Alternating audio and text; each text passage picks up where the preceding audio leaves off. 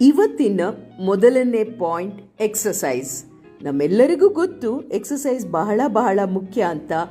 ಅದರಲ್ಲಿ ನಮಗೆ ಖುಷಿ ಕೊಡೋಂಥದ್ದು ನಾವು ಆಯ್ಕೆ ಮಾಡಿಕೊಂಡಾಗ ರೆಗ್ಯುಲರ್ ಆಗಿ ಮಾಡಿಕೊಂಡು ಹೋಗ್ಬೋದು ಅಲ್ವಾ. ಎರಡನೇ ಪಾಯಿಂಟರ್ ನೀರು ಕುಡಿಯೋದು ಬಹಳ ಇಂಪಾರ್ಟೆಂಟ್. ಅದನ್ನು ಇಡೀ ದಿವಸ ನಾವು ಸ್ಪ್ಲಿಟ್ ಮಾಡ್ಕೊಂಡು ತಗೊಂಡಾಗ ನಮಗೆ ಬಹಳ ಅನುಕೂಲ.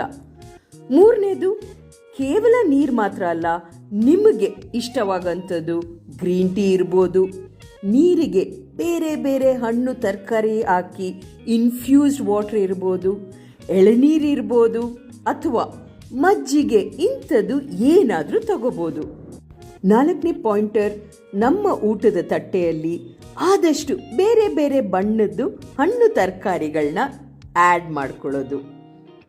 ಲಾಸ್ಟ್ ಪಾಯಿಂಟರ್, ನಮ್ಮ ಸ್ಟ್ರೆಸ್ನ ಕಂಟ್ರೋಲ್ ಮಾಡೋದು. ಡೀಪ್ ಬ್ರೀದಿಂಗ್, ಯೋಗ ಪ್ರತಿನಿತ್ಯ ಮಾಡಲೇಬೇಕು.